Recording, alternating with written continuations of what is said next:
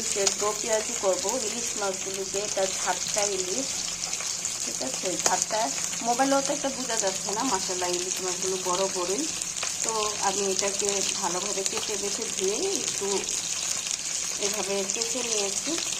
তারপর এটাকে আমি সরিষার তেলে ভাজা ভাজা করবো, ঠিক আছে। মাছ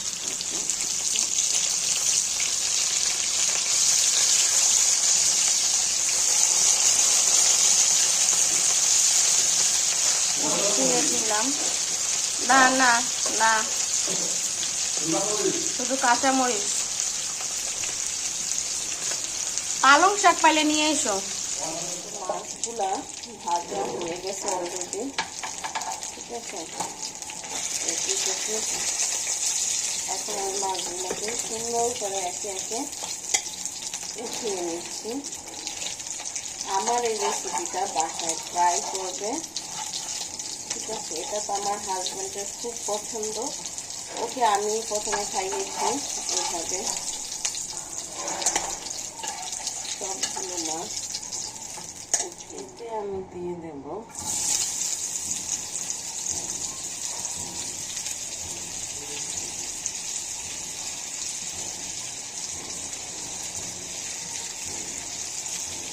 শুকনা মরিচ।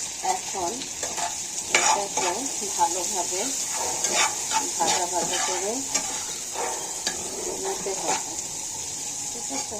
এতে আমি আরেকটা ব্যবহার করবো, কারণ এটার মূল মজাই হচ্ছে এই মাছটা থেকে। দেখো এখন এটাকে একদম আমি বেরেস্তা করে ফেলবো। এটাকে আমি একটু নেড়ে ফিরে দিচ্ছি। আর আমার আম্মু বলতো যদি হাত দিয়ে একটু পানি ছিটা যায় তাহলে পেঁয়াজটা দ্রুত নাকি ভাজা ভাজা হয়, ঠিক আছে।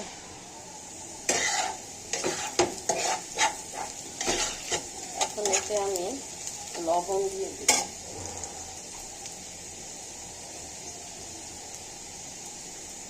লবণ,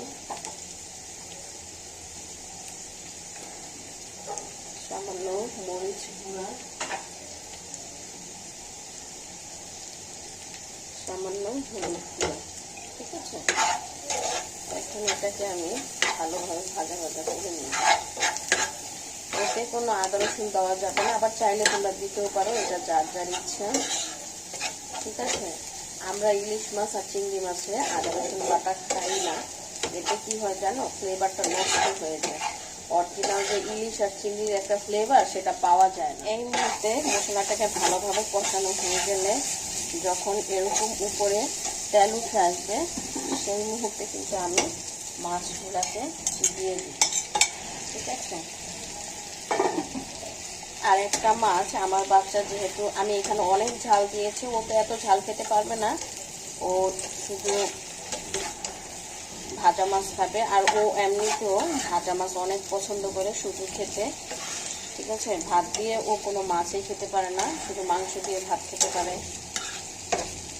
তো যেটা খেতে পারে আমি ওকে সেটাতেই অভ্যস্ত করি, আমি ওকে এত প্রেশার ক্রিয়েট করি না। তো দেখো এটা হতে থাকুক, এটা একদম বেরেস্তা করে ফেলবো এখন এটাকে আমি। একদম রান্নাটা আমার কমপ্লিট হয়ে গেল, ঠিক আছে।